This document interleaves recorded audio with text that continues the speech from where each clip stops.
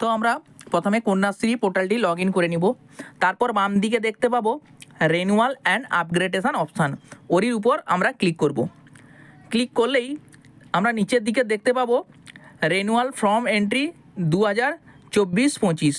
তো ওরির উপর আমরা ক্লিক করব। 2024-25 সালে যে সমস্ত স্টুডেন্টরা কন্যাশ্রী K1-এর এলিজিবল, ওদের নামের লিস্ট এখানটায় আমরা দেখতে পাবো। তো আমরা যেই স্টুডেন্টটির রেনুয়াল করব ওই স্টুডেন্টটির এডিট অপশানে আমরা ক্লিক করব। ক্লিক করলে হঠাৎ আমরা যদি সেখানটায় দেখতে পাই ডুপ্লিকেট আদার রিকোয়েস্টেড আপডেট পেন্ডিং মেসেজটি যদি আমাদের শো করে, তাহলে আমরা কি করব? তো নিচের দিকে চলে এলে আমরা সেখানটায় দেখতে পাবো আধার আপডেট বলে একটি অপশান। তো ওরির উপর আমরা ক্লিক করব।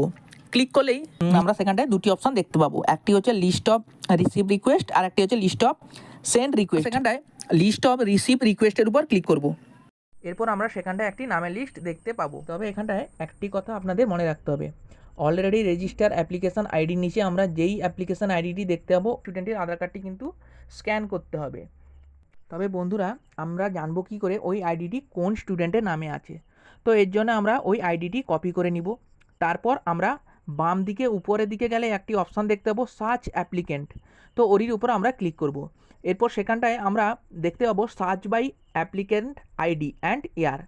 তো সেই অপশানে আমরা ক্লিক করে দিব। নিচের দিকে এসে ওই অ্যাপ্লিক্যান্ট আইডিটি আমরা পেস্ট করে দিব এবং সেখানটায় ইয়ারটি আমরা সিলেক্ট করে সার্চ অপশানে ক্লিক করব। ক্লিক করলেই আমরা সেই স্টুডেন্টের ডিটেলস কিন্তু এখানটায় দেখতে পাবো। এরপর আমরা ওই স্টুডেন্টটির আধার কার্ডটি 100 কেবির মধ্যে আমরা স্ক্যান করে নিব। দিয়ে আমরা আবার বাম দিকে আধার আপডেটেশন রিকোয়েস্টে গিয়ে ক্লিক করব। স্টুডেন্টটির আধার কার্ড আমরা আপডেটেশন অপশানে ক্লিক করে তারপর নিচের দিকে আমরা চেক বক্সে টিকমার্ক দিয়ে দিব। তারপর উপরে ভেরিফাই আধার ডিটেলসে ক্লিক করব। ক্লিক করে আমরা ওই স্টুডেন্টটির আধার ভেরিফাই করে লাগিয়ে দিব। এরপর আমরা আপডেট অ্যান্ড অ্যাপ্রুভে ক্লিক করলেই আমাদের সামনে একটি মেসেজ আসবে, রিকোয়েস্টেড আপডেট সাকসেসফুল।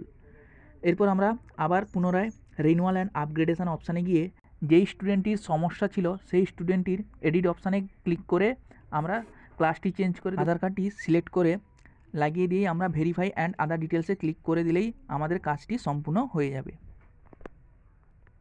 তো বন্ধুরা, এই ছিল আজকের ছোট্ট ভিডিও। তো বন্ধুরা, এইরকম ছোট ছোট হেল্পফুল ভিডিও পেতে আমার চ্যানেলটি সাবস্ক্রাইব করে রাখুন এবং লাইক কমেন্ট শেয়ার করতে অবশ্যই ভুলবেন না।